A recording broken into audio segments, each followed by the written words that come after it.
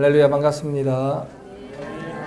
예, 오늘이 이렇게 귀한 이런 교회에서 하나님의 말씀을 전할 수 있는 기회를 주셔서 우리 김기봉 목사님과 당회와 우리 성도님께 대단히 감사를 드립니다.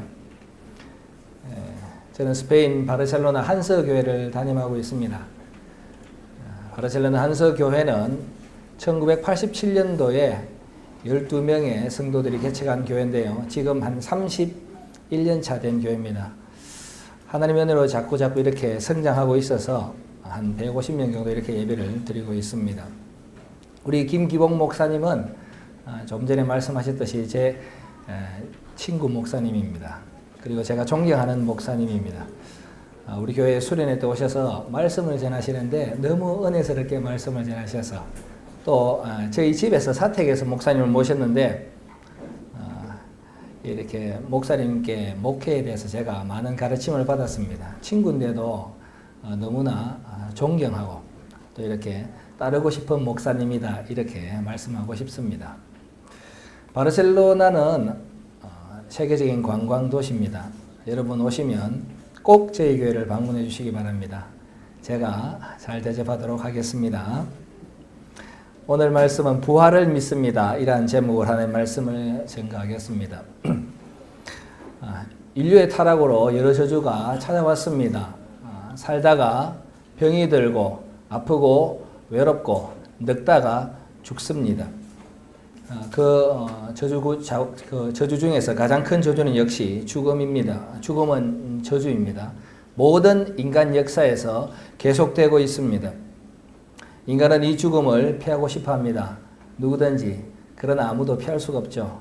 왜냐하면 하나님의 저주이기 때문에 그렇습니다.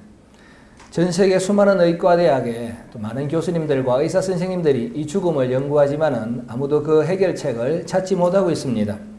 그들은 그렇기 때문에 산 사람만 다루죠. 죽으면 끝이라고 생각합니다. 해부학을 다루긴 하지만은 시체를 다루지만은 죽음을 다루는 것은 아닙니다. 산 사람을 살리기 위해서 다루는 학문이죠. 죽음 앞에 인간이 할 수 있는 것은 딱 하나, 무덤을 준비하는 겁니다. 죽음을 넘어선 것에는 아무것도 할 수 없습니다. 사람이 내 인생의 주도권을 내가 가지고 산다 말은 하지만은 살고 죽는 것을 내 마음대로 할 수 없다면 별별 계획을 다 세우고 다양한 일들을 해도 이 생명이 딱 하나님의 손 안에 있다면 그것은 내가 주도권을 가지고 사는 것이 아닙니다. 죽음의 권세 앞에 모든 사람은 기가 죽습니다. 마치 싱싱한 배추가 소금에 절여졌을 때 숨이 죽듯이 성경은 사망이 왕노릇한다 라고 말씀하기도 하고 사람들은 사망의 줄에 매여 있다 이렇게 말하기도 합니다. 인간은 죽음 앞에 한없이 초라해지고 나약해집니다. 한없이 작아지죠. 죽음의 그 권세를 이길 수 있는 인간은 아무도 없습니다. 그런데 이 죽음의 권세를 너무나 가볍게 말씀하시는 분이 있습니다. 바로 우리 주 예수 그리스도. 내가 깨우러 가노라. 내가 깨우러 가노라. 저는 이 말씀을 묵상할 때 엄청난 희열을 느꼈어요. 과연 죽음에 대해서 내가 깨우러 간다 이렇게 말할 수 있는 분이 있을까? 공자는 내가 이생의 일도 다 알지 못하는데 어떻게 저승의 일을 알겠느냐 이렇게 멋있는 말을 하긴 한다마는요. 예수님처럼 죽음에 대해서 내가 깨우러 가노라 이렇게 말하는 분은 없습니다. 너무나 큰 충격이었습니다. 오늘 인간의 가장 큰 문제를 가장 가볍게 해결하시는 우리 주님에 대해서 그분의 복음에 대해서 이야기하고자 합니다. 오늘 본문의 스토리는 베다니라는 아주 작은 동네에서 일어난 사건입니다. 예루살렘에서 가깝기가 한 오리점 한 2km 내지 3km 떨어진 곳 베다니 슬픔의 집 베다니 슬픔의 집 모아가의 집 이렇게 말할 수 있습니다.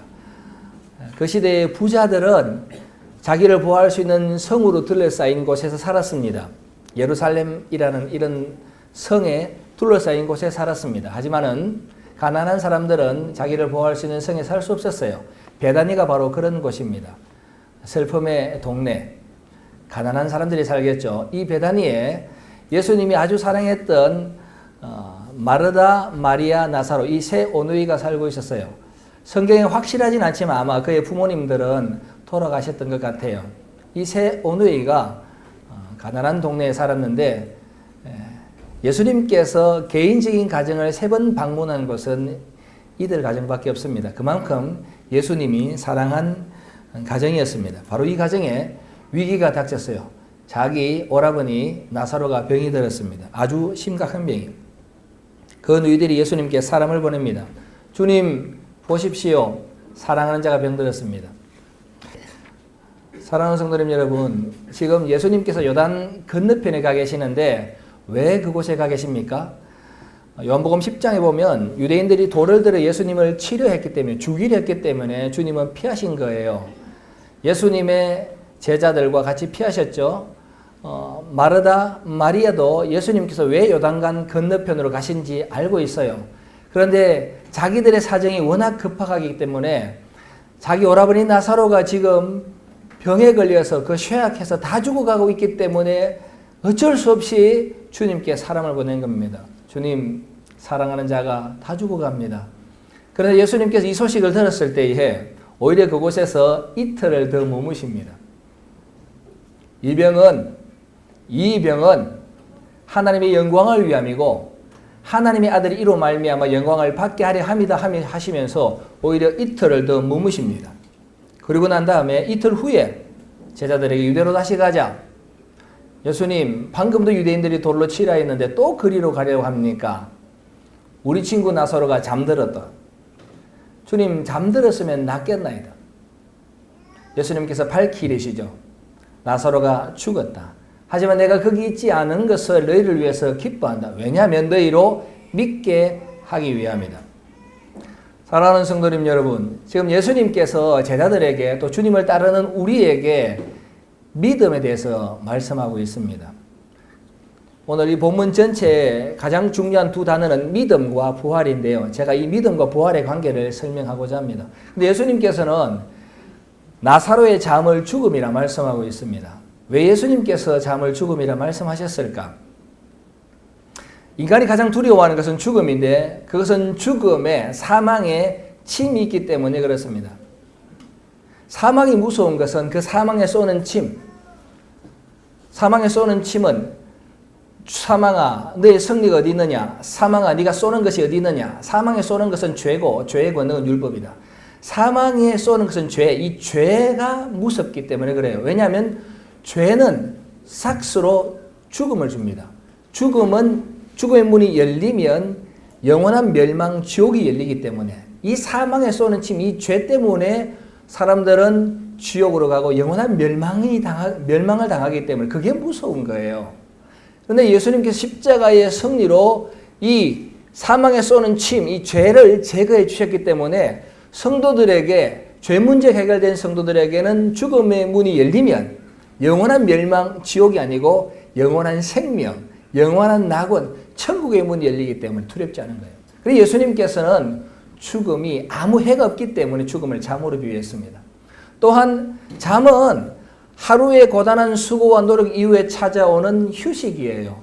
마찬가지로 성도에게 죽음이란 이 고달픈 세상, 죄와 이 죄의 결과로 혼란스러운 세상을 떠나 영원한 천국, 영원한 낙원에 이르는 문이기 때문에 잠이라 표현한 거예요.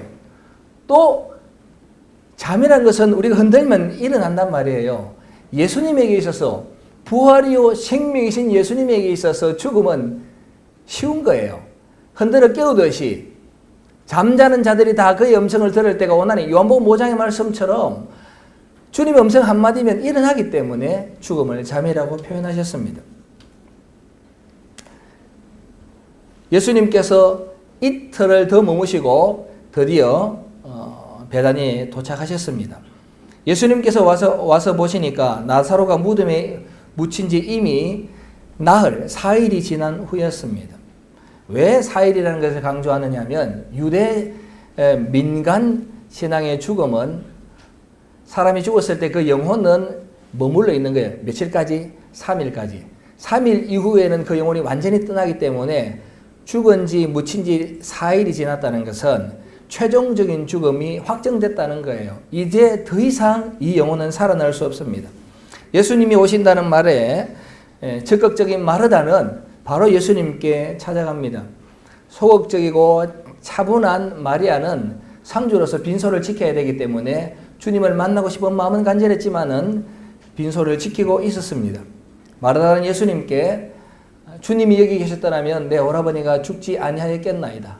그러나 나는 이제라도 주께서 무엇이든지 하나님께 구하면 하나님께서 주님께서 구하시는 그것을 들어주실 줄 압니다. 내 오라비가 다시 살아나리라. 마지막 날 부활 때에는 다시 살아날 줄을 내가 아나이다. 그때 예수님께서 오늘 우리가 읽었던 말씀, 나는 부활이요 생명이니 나를 믿는 자는 죽어도 살겠고 무릇 살아서 나를 믿는 자는 영원히 죽지 아니하리니 이것을 내가 믿느냐? 주님 그러하이다. 주님은 그리스도시요 세상에 다시 오시는 하나님의 아들인 줄 내가 믿습니다. 고백합니다. 사랑하는 성도님 여러분, 그런데 나중에 보면 이 마르다의 신앙의 고백, 믿는다는 이 고백은 예수님께 책망을 받아요. 나사렛 무덤 앞에서 그 무덤에 돌문을 열어놓아라 했을 때에 마르다가 그렇게 말하죠. 주님, 벌써 죽은 지가 4일이 되기 때문에 썩어서 냄새가 납니다. 내 말이 네가 믿으면 하나님의 영광을 보리라 하지 아니하였느냐? 믿으면 하나님의 영광을 보리라 하지 아니하였느냐? 그 말은 마르다가 지금 예수님께 주님 내가 믿습니다 하는 이 믿음이 예수님의 만족을 주는 예수님이 인정하는 믿음이 아니었던 거예요. 그러면 마르다는 주님 마지막 날 부활 때에는 다시 살아날 줄 내가 믿습니다. 이렇게 고백했는데 이 믿음이 예수님이 원하시는 믿음과 무엇이 다를까요? 여기 보면 나는 부활이요 생명이라 했을 때 예수님은 나는 지금 부활이고 지금 생명이라는 말이에요. 예수님은 지금 부활입니다. 예수님은 지금 생명입니다. 이게 아직 잘 와닿지 않죠? 성경에 보면 사복음서에 예수님과 죽음이 공존하는 어느 장면도 없습니다. 자세히 보시면 예수님이 계신 지금 부활이요 지금 생명이신 예수님이 계신 곳에는 죽음이 얼씬도 못해요. 베드로가 예수님을 잡으려고 하는 이 대제사장의 종 말고를 죽이려고 했을 때에 예수님이 옆에 계셨기 때문에 그의 귀만 베었을 뿐입니다. 예수님께서 십자가 위에 못 박히셨을 때 오른쪽 왼쪽에 있는 강도들은 죽지 않았습니다. 주님의 영혼이 떠나갔을 때에 죽음이 그들에게 임했습니다. 백부장 나이로의 그 딸도 백부장이 예수님께 와서 주님 내 딸이 다 죽어갑니다. 와서 살려주십시오. 갈 때 이미 죽었습니다. 주님은 그의 백부장의 간청에 따라 그 여자아이를 살려주죠. 간청에 의해서 살려줍니다. 하지만 아무런 간청도 하지 않았던 그 나인성의 과부, 예수님과 그를 따르는 부활의 행렬과 나인성과 자기의 아들, 외아들이 죽은 아들, 그 장래의 행렬이 부딪혔을 때 그 과부는 예수님을 알지도 못했고 예수님께 자기 아들을 살려달라고 말하지도 않았습니다. 근데 부활과 죽음의 행렬이 부딪혔을 때 죽음은 견딜 수가 없는 거예요. 왜? 예수님은 부활이요 생명이기 때문에. 그 젊은이는 당장 살아났죠.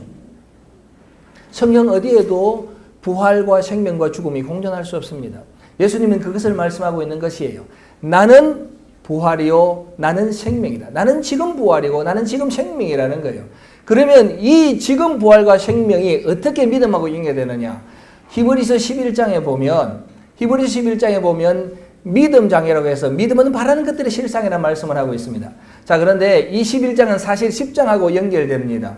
히브리 성도들이 믿음을 지키다가 고난을 받습니다. 그들을 위로하는 말씀, 잠시 잠깐 후면 오실 이가 오시려는데 지체하지 않는다. 나의 의인은 오직 믿음으로 말미암아 살리라. 뒤로 물러가면 내 마음이 그를 기뻐하지 아니하리라. 우리는 뒤로 물러가 멸망에 빠질 자가 아니고 오직 영혼을 구원함에 이르는 믿음을 가진 자다 말씀하고 있어요. 영혼을 구원함에 이르는 믿음이 무엇이냐? 그 믿음의 특징은 믿음은 바라는 것들의 실상이요 보이지 않는 것들의 증거다 이렇게 말하는 거예요. 자, 그러면 바라는 것들의 우리가 멀리 바라보고 있는 것들의 실체, 보이지 않는 것들의 증거, 이게 믿음이에요. 다르게 말하면 믿음이라는 것은 하나님께서 그리스도 예수 안에서 우리에게 약속하신 모든 것들은 반드시 이루어지리라는 확신이에요. 하나님께서 그리스도 예수 안에서 우리에게 약속하신 모든 것들은 반드시 이루어진다는 이 확신인데, 그런데 이 확신이 너무 강렬하기 때문에 마치 내가 이미 받은 것처럼, 내가 이미 체험한 것처럼 느낀다는 거예요. 그게 믿음의 능력이에요. 그것을 영혼으로 표현한다면, 영혼은 이미 믿음으로 먼 미래에 약속하신 것들을 맛을 보고 누리는 거예요. 다르게 말하면 믿음이라는 것은 우리의 영혼과 하나님의 약속을 하나로 묶어버리는 끈이에요. 그래서 우리는 실제적으로 믿음으로 체험하는 거예요. 믿음은 바라는 것들의 실상, 보이지 않는 것들의 증언. 예수님께서 마르다에게 원했던 믿음이 그거예요. 나는 부활이요 생명인데 그것을 네가 믿느냐? 마르다는 먼 미래만 바라보면서 마지막 날 부활 때에 오라버리가 살아날 줄 믿습니다. 아니야, 그거 아니야. 내 말이 네가 믿으면 하나님의 영광을 보리라. 이건 뭔 말이냐면 믿었을 때에 하나님의 영광을 보리라. 체험인 거예요. 믿으면 믿음으로 체험하는 거예요. 네가 나를 본고로 믿느냐 보지 못하고 믿는 자가 복되다. 우리는 체험하고 난 다음에 믿으려고 그건 책망받는 거예요. 그런데 진짜 믿음은 뭐냐면 네가 나를 믿느냐? 믿으면 하나님의 영광을 보리라. 사랑하는 성도님 여러분, 믿음은 체험인 거예요. 인자의 살을 먹고 인자의 피를 마신다. 이건 뭐냐면 믿음으로 주님의 살을 먹고 믿음으로 주의 피를 마시는 체험이 있다는 거예요. 예수님 그걸 원하시는 겁니다. 믿음은 체험인데, 그런데 주님이 원하는 것은 하나님의 약속들 많잖아요. 그 많은 것 중에서 어떤 체험을 해야 되느냐? 가장 중요한 부활을 체험하는 거예요. 부활을 지금 체험하는 거예요. 할렐루야. 믿음은 부활을 체험하는 거예요. 그러면 부활이 왜 중요하느냐? 부활은 복음의 핵심이기 때문에 그렇습니다. 고린도전서 15장에 보면 부활을 뺀 신앙을 강조하는 사람이 생겼어요. 그리스도께서 죽은 자 가운데서 다시 살아나셨다 전파되었거늘 너희 중에 어떤 사람들은 어찌하여 죽은 자 가운데서 부활이 없다 하느냐? 만약 죽은 자의 부활이 없으면 그리스도도 다시 살아나지 못하셨으리라. 그리스도께서 만약 다시 살아나지 못하셨으면 우리가 전파하는 것 헛것, 너희가 믿는 믿음도 헛것이고 우리가 하나님의 거짓 증인으로 발견될 것이다. 왜? 우리가 하나님이 그리스도를 다시 살리셨다고 증언하였기 때문에. 만약에 죽은 자의 부활이 없으면 하나님이 그리스도를 다시 살리지 아니하셨으리라. 만약 그리스도 안에서 우리가 바라는 것이 다만 이 세상의 삶뿐이면 모든 사람 가운데 우리가 제일 불쌍한 자다 말씀하고 있습니다. 복음의 핵심은 부활이에요. 그래서 고린도전서 15장 1절에 형제들아 내가 너희에게 전하여 준 복음을 너희에게 알게 하노니 이는 너희가 받은 것이고 그 안에 선 것이라. 너희가 만약에 내가 전해준 이 말을 굳게 지키고 헛되이 믿지 아니하였으면, 헛되이 믿는다는 게 뭐예요? 부활을 쏙 빼고 믿는단 말이죠. 헛되이 믿지 아니하면 이로 말미암아 구원을 얻을 것이다. 내가 너희에게 전해준 것은 곧 성경대로 그리스도께서 우리 죄를 위하여 죽으시고 장사 지낸 바 되셨다가 성경대로 사흘 만에 다시 살아나사, 성경대로 주님이 죽으시고 장사 지내시고 성경대로 사흘 만에 다시 부활하사 게바에게 보이시고 베드로에게 보이시고 500의 형제에게 보이시고 12제자에게 보이시고 500의 형제에게 일시에 보이셨는데 그 중에 대부분은 살아있고 어떤 사람은 잠들었고, 그리고 예수님의 육체의 형제 야고보에게 보이시고 그리고 사도들에게 보이시고 맨 나중에 만삭되지 못하여 난자 같은 내게도 보이셨다. 자, 보세요. 복음을 설명하면서 예수님 부활하시고 난 다음에 부활에 대한 정인들을 쫙쫙쫙쫙 설명하고 있잖아요. 이게 뭐냐 하면 복음의 핵심은 부활인 거예요. 부활을 빼면 시체예요.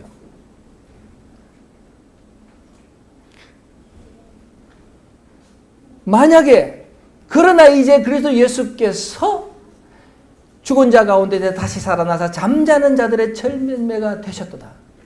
사망이 한 사람으로 말미암았으니 죽은 자의 부활도 한 사람으로 말미암는다. 아담 안에서 모든 사람이 죽은 것처럼 그리스도 예수 안에서 모든 사람이 삶을 얻으리라. 이게 복음에 대한 설명인데 복음에서 부활을 빼면 아무것도 아니라는 거예요. 사랑하는 성도님 여러분, 예수님께서 원하시는 게 뭐냐면 믿음으로 체험해야 되는데 부활의 체험이다. 그리고 부활은 복음의 핵심이라는 가르침이에요. 우리가 이것을 체험하고 있느냐, 이게 중요한 거예요. 저는 오늘 온사교회 처음 왔는데요. 온사교회는 부활의 능력이 있어요. 왜냐하면 다른 교회 제가 계속 와서 말씀을 전하고 있는데 다른 교회와 온사교회의 조금 다른 점이 뭐냐 하면 온사교회는 들어오자마자 살아있음이 이게 느껴져요. 그래서 너무 좋고 또 부럽습니다. 우리는 믿음으로 부활을 체험하는 거예요. 마르다 먼 미래에 오라비가 다시 살아날 줄 믿습니다. 그건 힘이 없어요. 그 소망 가지고는 이 땅에 생기 있게 살 수 없단 말이에요. 물론 인내하면 그날이 오겠지요. 그렇지만 예수님께서 구원을 얻을 만한 믿음, 구원에 이르게 하는 믿음은 이 땅에서도 힘있게 살 수 있게 주시는 능력이 있어요. 그게 바라는 것들의 실상, 보이지 않는 것들의 증거. 선진들, 구약의 모든 선진들이 이것 때문에 살았단 말이에요. 아브라함도 예수님이 날 것을 믿음으로 체험하고 누렸던 거예요. 그러면 마르다가 예수님의 부활을 지금 믿었다면, 그 믿음을 가졌다면 어떻게 되었을까? 그는 오라비의 죽음에 완전히 낙담해 있지는 않아요. 슬퍼하겠지만 완전히 낙담해 있지 않는 거예요. 우리 교회가 3월 달에 선교 대회를 했는데요. 그때 루마니아 이승은 선교사님, 루마니아 부카레스트라는 수도에서 선교관을 세우고 복음을 전하는 이승은 선교사님이라고 있습니다. 그분이 말씀을 전해주실 때에 비앙카라는 여자에 대한 이야기를 해주셨어요. 이게 바로 부활의 신앙을 가지고 있는 이야기입니다. 이 여자애는 6살 때에 뇌종양이 걸렸습니다. 루마니아의 시골에 살고 있었기 때문에 도시 부카레스트로 와서 큰 병원에서 수술을 받아야 했는데 돈이 없으니까 선교사님의 선교관에 머물게 되었습니다. 그분들은 예수님 믿는 분들이 아니에요. 그런데 이 여자아이가 선교관에 머물면서 선교사님으로부터 복음을 듣고 예수님을 믿게 되었어요. 찬송을 너무 좋아하는 여자의 비앙카. 수술은 성공적으로 마치게 되었고 제거되었어요. 항암 치료를 받으면서 이렇게 두세 달에 한 번씩 또 선교관에 오고 그때마다 복음을 전거했습니다. 그런데 9살, 3년이 지나고 9살이 되었을 때 이 여자아이에게 뇌종양이 재발하게 됐습니다. 처음보다 2배나 더 커졌어요. 이미 수술을 못할 상황이 되었어요. 병원에서는 자꾸 내보내려고 하는데 부모님이 아이를 다른 곳에 가면 죽으니까 끝나니까 안 나가려고 하죠. 병원에서 이제 그 스테로이드 있잖아요. 스테로이드 주사를 놓으면 이게 일시적으로 몸이 건강해지는 것처럼 되나마요. 스테로이드 주사를 많이 놓아가지고 회복된 것처럼 하면서 보냈던 거예요. 이승은 선교사님은 비앙카를 이제 보내면 다시는 만나지 못할 것 같아요. 그래서 마지막 시간에 비앙카 요한계시록 21장 22장을 배우고자 하면서 요한계시록 21장 22장을 가르쳐주면서 새하늘과 새 땅, 수정같이 맑은 바다가 있는 새하늘과 새 땅, 그리고 생명수가 흐르고 광좌우에 생명나무가 있는 새하늘과 새 땅, 우리 예수님 어린 양의 신부 쫙 설명을 하니까 이 비앙카의 얼굴이 너무 환해지는 거예요. 이 부활을, 이거는 새하늘과 새 땅을 믿음으로 체험하는 거예요. 그러면서 비앙카 2가지만 기억해라. 2가지만 반드시 기억해라. 첫 번째, 예수님만 생각해라. 예수님만 생각해라. 2번째, 꿈속에라도 예수님만 따라가라. 꿈속에라도 예수님만 따라가라. 이 2가지만 반드시 기억해라. 그 아이가 시골로 갔습니다. 12일이 지났을 때에 비앙카가 천국에 갔다는 소식을 접하게 되었습니다. 가슴이 아팠지만은 이 아이의 장례식 꼭 참여하고 싶어서 그 먼 시골까지 갔죠. 장례식장에 그 어머니 아버지가 예수님을 믿지 않는 분인데, 목사님 우리 딸은 천국 갔습니다. 그렇게 말하는 거예요. 어떻게 그것을 확신합니까? 천국 가기 그 전날 아침에 이 아이가 엄마 나 집에 가 그러는 거예요. 아니 얘야 비앙카 집은 여기야. 어디 간단 말이에요? 여기가 우리 집이야. 아니야 엄마 나 집에 가. 그러니 울지 마 그런 거예요. 그리고 편안하게 천국으로 가는 거죠. 이게 부활을 체험한 진짜 신앙인 거예요. 사랑하는 성도님 여러분, 마르다 마리아 또 먼 미래의 부활만 바라보고 있는 우리에게 주님이 안타까워서 하는 말씀이에요. 나는 지금 부활이요 지금 생명인데 나를 믿는 자, 이 부활과 생명을 믿는 자는 지금도 사는데 영원히 죽지 않는데 이것을 모르니 깝깝한 거예요. 여러분 어떤 믿음을 소유하고 계십니까? 어떤 신앙을 하고 있습니까? 주일이 무엇입니까? 주일은 예수님의 부활을 기념하는 날이에요. 주님 부활, 내 부활. 우리가 만약에 믿음으로 부활을 매일매일 체험하며 산다면 이 땅에서 아주 생기발랄하게 힘있게 살 것 같아요. 죽음이 두렵지 않은데 뭐가 두렵겠어요? 이미 영생이 내 삶에서 내 영혼이 이미 맛을 보고 있는데 이 땅의 것들이 뭐 그리 귀하게 보이겠어요? 사랑하는 성도님 여러분, 오늘 말씀을 정리해 본다면 이거예요. 믿음은 체험이다. 그리스도인들은 믿음으로 체험하는 것. 그 체험 가운데 가장 큰 체험은 부활을 체험하는 것이다. 왜? 부활은 복음의 핵심이기 때문에. 결국 성도는 믿음으로 부활의 진리를 지금 체험하며 살아가는 자다. 기억하시기 바랍니다. 잠시 잠깐 후면 오실 이가 오십니다.